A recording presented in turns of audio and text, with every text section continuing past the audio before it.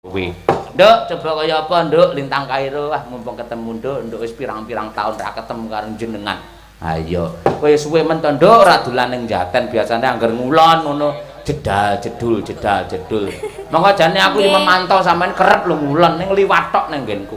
Ayo. Nggih. Pangapunten tasik dereng sempat, Bapak. Lah lek ora disempat-sempatne kapan awakmu? Nggih, benjang insyaallah menawi wonten longgar kula sowan dhateng panjenengan. Oh iya, amin ya rabbal alamin. Sinden-sinden kondang ki sing dadi bintang tamu ki saiki rata-rata wis nate dolan ngene bapak wis nate. Nggih, kula nggih natos to nggih. Oh iya awakmu kae ya melali nganti anak. Wah. Ya, nggih. Luar biasa. Jajal lek pelok barang umpamane ngono nembang apa no? Sampean no. Langgam-langgam ngono apa? Jenang gula? Wah, kuwi seneng aku. Ah nggih. Ah iya. Jenangan remen nggih. Nggih, seneng pokoke anggere jenang gula. Jenang gundul piye to? Kowe tak kandhani, Ponorogo kene iki nggih produksi jenang. Wah nggih. Nggih. Jenang nggih. Nggih, Jenang jenang. napa? Jenang sengkala. Jenang napa Pak mriko nggen anu nika? Josari Pak.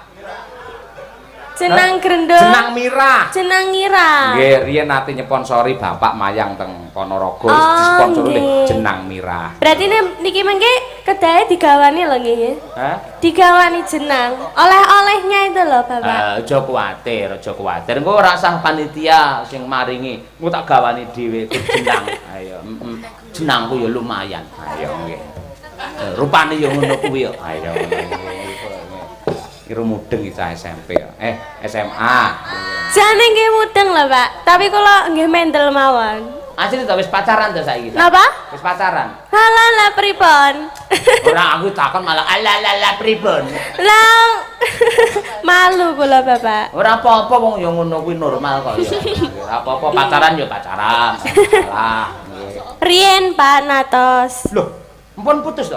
Napa? Asing, Pak, sakniki. Sudah asing gimana dong?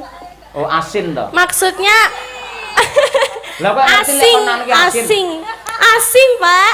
Asing to. Nggih. Oh, alah aku cah nom saiki ra. Soalnya saya sudah merelakan dia bersama pilihannya. Kok nangis to Aku panjenengan? melu kerontor-rontor. Ya wis ora apa-apa lelakon iki kaya ngono. Tang wis dilakoni nggih pengalaman ngono kuwi. Sing penting sampean ngerti karo batas-batas. Boleh berpacaran ra apa-apa. Ning sebisa mungkin menjaga kesucian sebelum janur itu melengkung, ya toh. Nggih. Aja nganti kesucianmu kamu berikan kepada siapa-siapa. Nggih, Bapak. Bapak mbiyen iki rabi karo Bu Kesi, wah langsung. Karo Bu Kesi dicedeki kalau mlayu. Ibu. Yo. Lah napa? Pedhi kok ngono ora pengalaman. Kayak Bu Kesi langsung Saestu to, Bu? Saestu, Bu? Nggih. Ora kok, Nduk. Pripun? Pancen antarane aku karo bapakmu iku padha-padha tresnane. Ah. Dadi yen aku meneng bapakmu ngoyak. Yen bapakmu meneng sing ngoyak ya aku. Wah. Saiki ketemu mak gapruk ngono, Nggih. terus rabi. Nggih. Mak Akhire gabruk. saling mengoyak. Ning ngoyaki aku rono, dhek rono. Nah, ora ketemu. Oh, beda jalur nggih, Pak. Nggih. Akhire dhek ya mulai dhewe ngegret akhire. Alhamdulillah. Jenang gula ya? Nggih. Bawani Jenang no. gula. Langsung napa bawa? Nyemanggaken mawon. Bawani ora masalah. Ya bawani coba kaya apa. Mumpung ketemu karo sampean. Jumeneng, Nduk. Oh, nggih. Enggak. Merondono nggih saged. Nggih. Loh, Mas Purbo Mayangkara. Saking dalu, Bapak. Wah, Mas Purbo. Ngapunten Mas, ra iso mampir teng dalem jenengan kula keliling ngiteri pondok anak kula ning nggih mboten ketemu kali anak kula. Nggih. Pun lali anak kula ketok kula. Tak celu Ibram. Ngono kuwi. Nah, nggih. Matur nuwun Mas Purbo Sasongko. Wah, lek bab sejarah karo babakan religi, karo babakan uka-uka takono karo Mas Purbo kuwi. Buka channel panjenengane kuwi. Ayo nggih. Ya, Nduk. Apa, Nduk? Nggih, gegarane niku nggih. Oh, gegarane nggih. Monggo bawa gegarane. Nah, nggih. Gegarane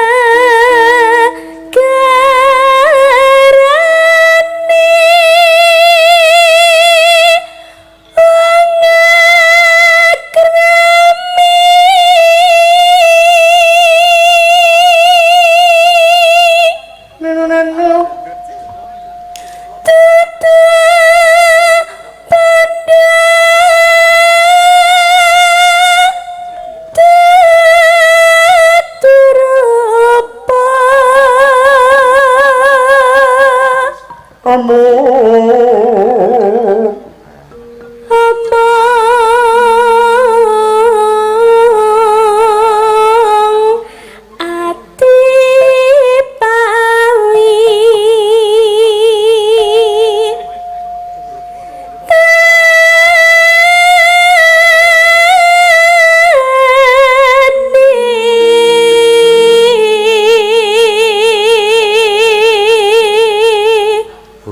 halus, suarane yo halus, budi pekertine apik, sopan santune yo temaka tenan. Nggih, amin pangestunipun panjenengan, Bapak Ibu Kesi nggih. Dipertahankan ya, Nduk ya. Nggih. Nanti sampean sun calone dadi sinden saya melejit, Amin, saya amin, kondang, amin. saya larang ning yo etika itu yang pertama, yang utama Nggih, itu. leres. Nggih, ngono kuwi. Lebet pisan luput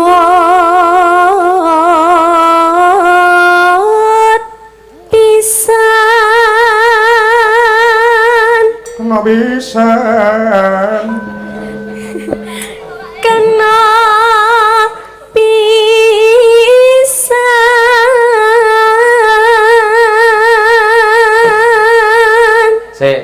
sampean ben rada kemenya rada kemayu tak kei contoh. Nggih, pripun? Mbak Tuti ngen kuwi, Mbak. Pripun? Luput. Ayo. Ayo Mbak Tuti. Mbak Ayo. Tuti, ayo Mbak Tuti. Luput. Luput. Ayo. Luput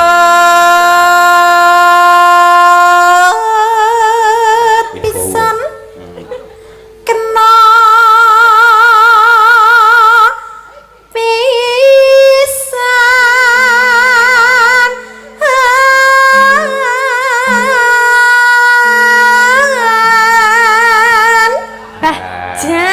Jan endel nggih Pak. Hah? Suaranya itu loh. Kok endel piye to?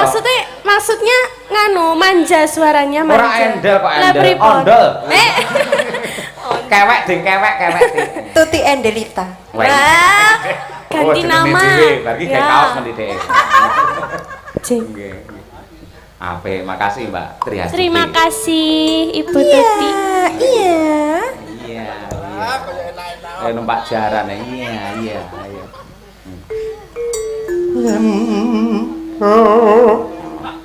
Yen gampang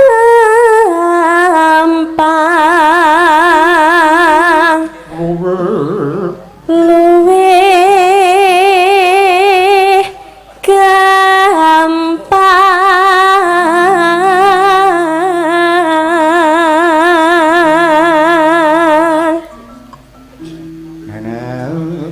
yen angel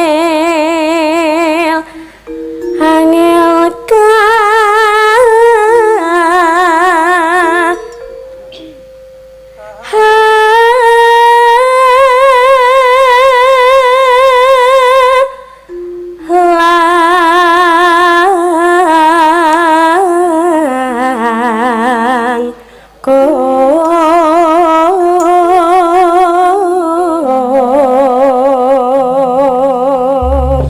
Kediri ana apane ya Mas Gareng kok iso mak jedul rata-rata kok jos-jos ngono. wonten tahune Pak. Tahu. Tahu to? Iya, tahu apa? dari Kediri. Oh, tahu kuning to? Nggih. Oh, tahu takwa. Oh iya. Ayo, tahu takwa, gudang garam. Ayo wis luar biasa. Biyen mak jedul Swargi Mega kae. Nggih, Mbak Mega. Terus mak jedul neh Niken Salindri ya. Nggih, Mbak Niken. Alhamdulillah. Sampeyan lintang kae mak Amin. jedul. Mbak Birgita mak jedul Yo. langsung. Nggih, Mbak Birgita itu juga dari Kediri. Ayo mulai melejit deh. Wah. Asri. Oh iya kaya Kediri Asri. Asri Ivo. Ya, Nduk. Tan kena tinumbas harta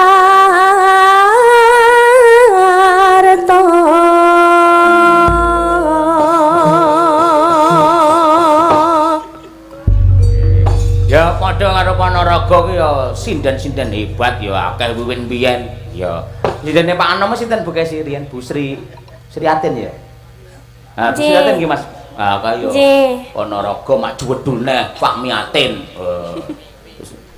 Dan lain sebagainya. Apa kaya apa? Monggo coba diaturake. Neng kula. Ayo.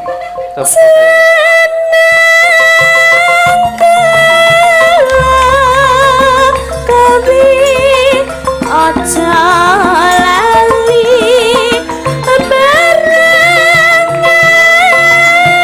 aku iki akan mas balikane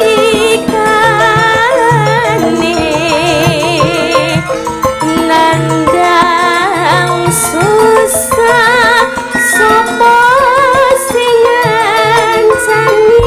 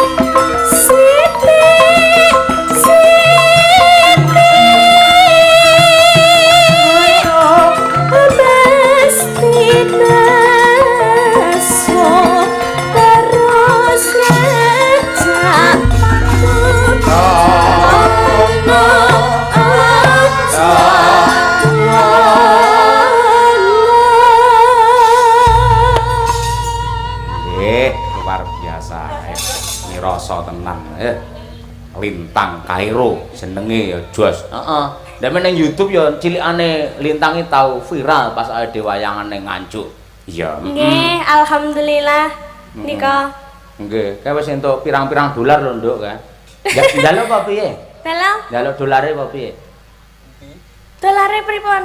Loh, ning YouTube ku kan tak unggah, tak ketok tak unggah to. Penontonnya nganti apa jutaan ya. Jutaan alhamdulillah. Nggih, kaya ngono kuwi.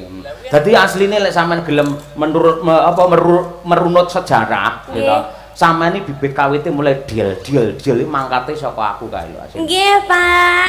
Gitu. Akhire kabeh kan ngerti Lintang Kairo lho kabeh ngono kuwi. Nggih, datang pundi nika Kedung Ombo. Kedung Ombo bener, Tanjung Anom. Nggih, Tanjung Anom. Biyen nebar kuwi bapake angger wayangan Lintang Kairo dijang padahal anu mboten saged. Nek saged Lintang Pambayun ya ngono. Nggih, mergo ya laris Lintang Kairo adoh turah. Ayo. Entek nek, Nduk, yuk, dayu.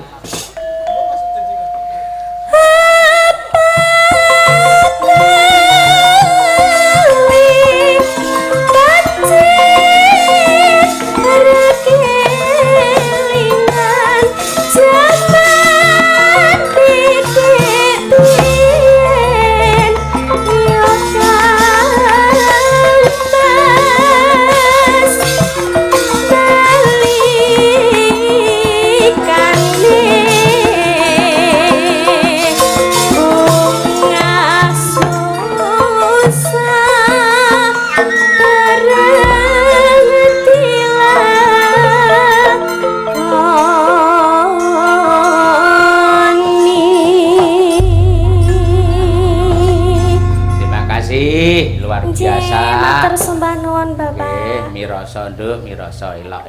Lah iki ana WA saka penggemar YouTube, Pak Dalang untuk ini obat kecewa karena YouTube jenengan tidak live, minta Mbak Uun ilo Gondang Banyumasan. Iya, Mbak Uun ilo. Iya duwe penggemar dhewe lagi pancen ya wis walah tenan. Wah, jan kok siji Mbak Uun loro Birgita. Ha iya. Angger petuk karo Piyai Sugih sing ngangge topi koboi. Wah, jas luar biasa. Karang nggih ngeling-eling ya Kasan Agudaya ki rena-rena ya ilo Gondang Banyumasan. Senggakane disiapke. Ayo Mas Taslim, Mas Joko, aja eneng-enengan. Ayo, ta apa-apa sing kompak, salah-salah bareng ngono lho. Ayo. Ya ora dibenerke. Pun ya diaturake Mbak Uun Febrian dari Sarjana Seni menika gurunipun para sinden ing Sanggar Guna Carita Madiun. Wah iki luar biasa. Mereka sponsore Pak Gunarto Guno Tali Jendro. Mula ngangge Guno. Ayo. Mboten. Ora nek hubungane ya nuwun ya. Hubungane mboten enten. Mboten enten lah ya kuwi. Jan pira muridmu? Murid T30. Masalah ngungkuli nggenku no. Mboten ngono jenengan. Loh, lek sindenan nggenku selawe kuran. Oh, ten. Nek dicampur pedalangan, karawitan, tari, terus karo grup rasan-rasan. Kuwi ana lek 150 enak. Ayo. Sing kathah napa, Pak? Rasan-rasan. Oh, nggih. Sami berarti. Ah iya. Nggih. Ilo Gondang iki lek Mbak Uun angger iki lintas daerah ngono apik-apik iki. Ya, kon cara Parahyangan ya jos, cara Banyumas jos, Jawa Timur ya oke. Ya. Ya, Mbak. Gemyan inyong teging cilik didolani biung rama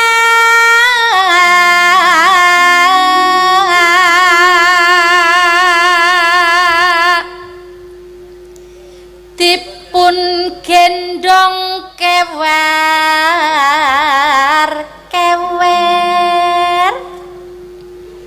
rina wangi dipun kudang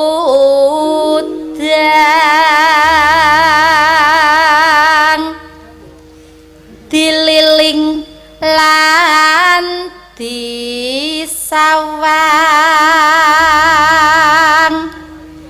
inyong nangis tulung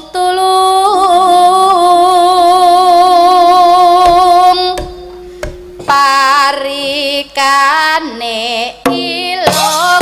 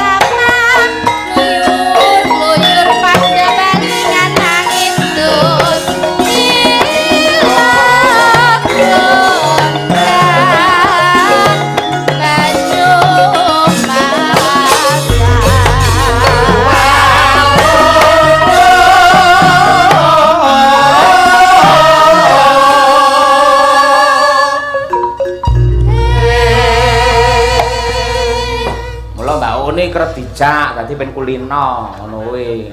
Dek ngeboti gusur. Ah iya, ngono. Kok lek mboten gusur. Iya, ora gusur ya. Maaf nggih niki wau kleru, Pak. Nah, lho apik lho, ora angger sinden lho, kleru mengakui ngono, Mbak. Nggih. Kleru. Misale piyak-piyak kancane disalahne. Ayo. Nek mboten nyalahne mik. Oh, mikir dakduk-dakduk ngono. Nah, iya. Ya, Mbak. Iman, iman, iman, iman, iman, iman. Sing iman ketemu kapan?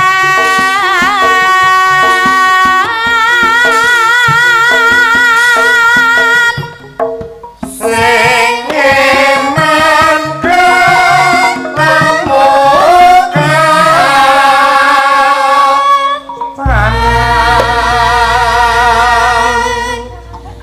Wakul kayu, wakul kayu.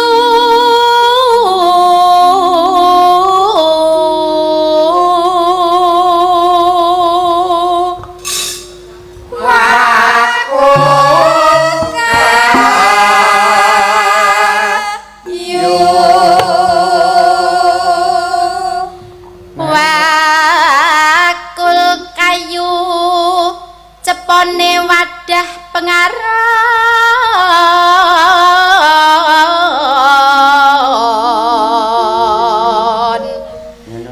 cepone wadah pengaron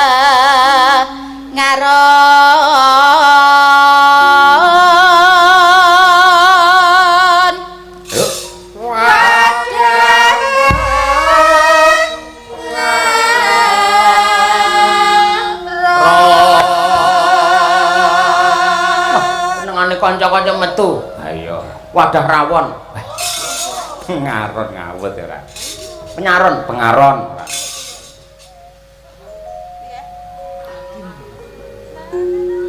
Kapanane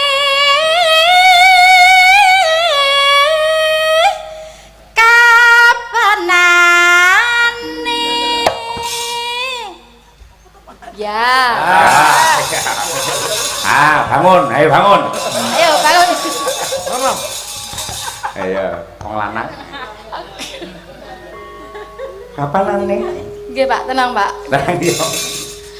kapanane ketemu pada dewekan Yuk. ketemu pada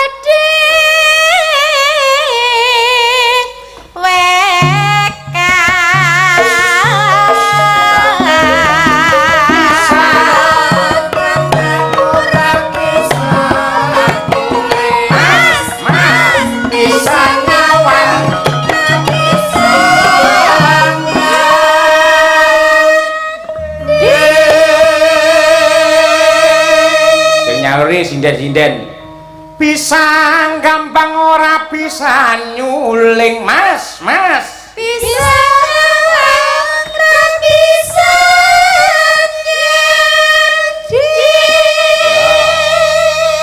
bisa nyuling ra bisa ndemung mas bisa nyanding bisa nembung rawani nembung ayo nggih bisa ndemung ra bisa nylentem mas bisa nembung ra bisa nylentem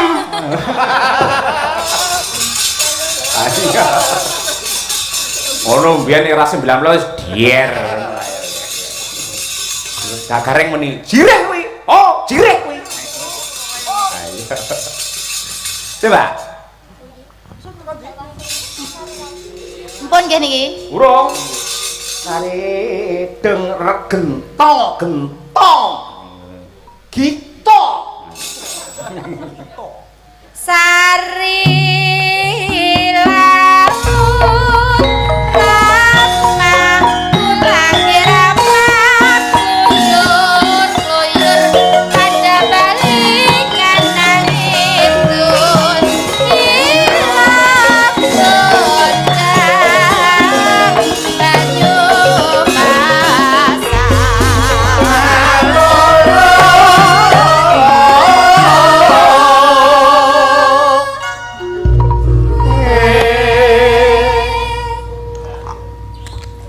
Rama Rama Rama Rama Rama tinggal Rama melu sapa tinggal Rama melu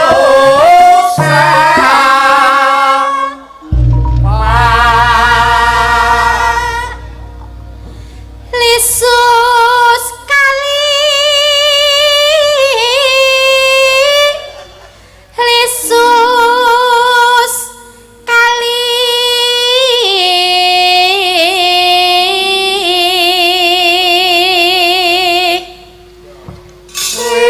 Lisus kali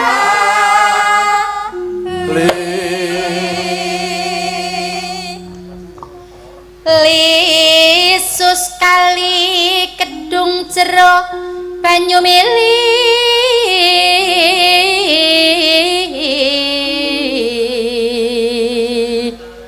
kedung jero banyu mili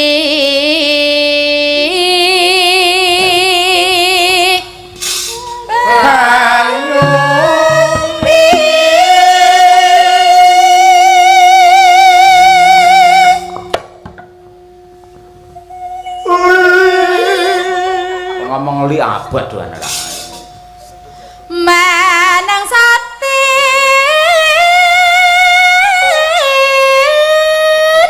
lah manang saten ha kedisian wae Kong kendel aku bose to manang saten atine bular baleran atine bular baleran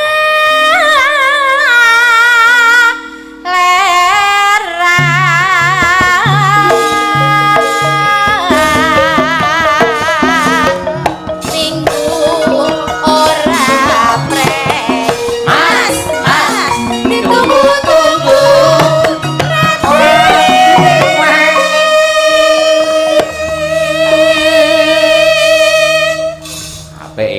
dina minggu ora prei mas ditunggu-tunggu ora diwehi regane wonge wis turu sari laut rama ulangi rama gluyur aja balingan nangis terus hilang gondam banyu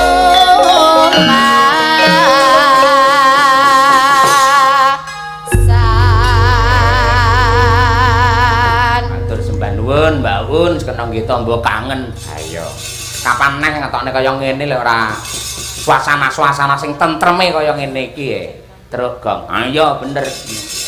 Ayo jarang metu kaya ngene iki. Ya, Lah ya jenis iki terus rondo nunut dan lain sebagainya ngono kae. Ayo. Apik. Ceki krek ngono kae. Ya. Warna-warna wae. Monggo sak menika ingkang mungkasi kula nyuwun kanthi sanget dumateng Mbak Birgita Ayu. Bersama Mbak Tri Hastuti Retnawati coba kaya apa? Ayo nggih. Ya diaturake apa iki sing ketoke lagi in ki apa? Kira-kira sekarang ben komplit. Ya. Apa Bir saiki Bir sing lagi in Bir?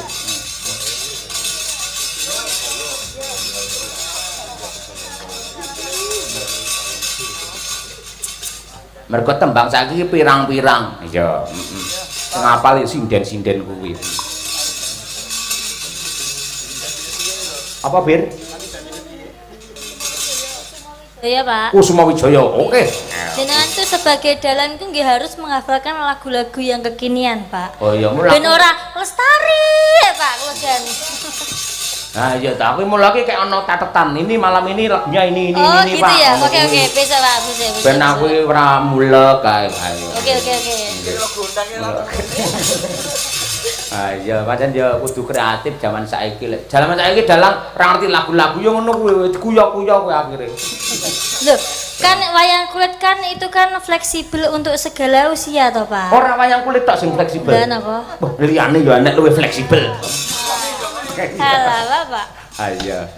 Dan Mbak Triasuti coba kaya apa berdiri? Nggih. Kusuma Iya, Mbak. Wijaya. Nggih. Semua. Nggih. Pak niki ndak bertiga sama Lintang aja. Boleh tang kita Bertiga. bertiga pisan tanjake tang. Lah. Ngono. Dinamo ya? Nggih, nggih. Nah. Pisan papat. Apik iki. Nggih. Lintang saiki dure sak aku cah pisan ya ampun.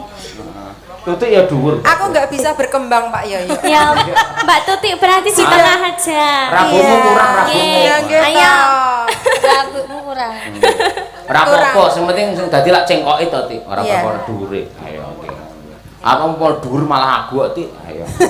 Pantes ya semono. Ayo. Monggo Kusuma Wijaya diaturake. Yo, cecos.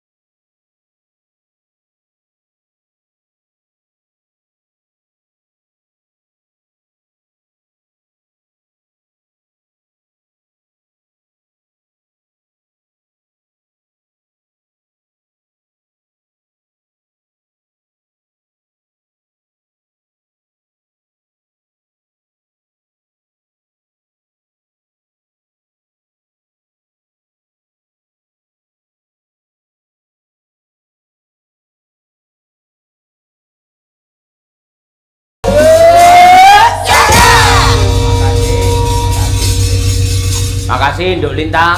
Sudah bergabung, salam kagem Bapak Ibu nggih. Nggih, Papa, siap Mama. Bapak. Nggih, pangapunten menawi kula kathah lepatipun. Sami sukses selalu ya. Amin amin, nggih matur sembah nuwun. Bapak tak mbatukne gelare cerita. Anggara kasih truk. Ya. Wis ripalungguane kasih going diri sawi going gati. Seksenono ya Mas Gareng karo kowe Gong. Niatku ora golek sugih, niatku ora golek mulya, niatku ora golek kinurmat. Mergo pimpinan sing apik yektine ora kok njur mabuk hormat ning sing pinter menghormati karo masyarakat. Ha kuwi.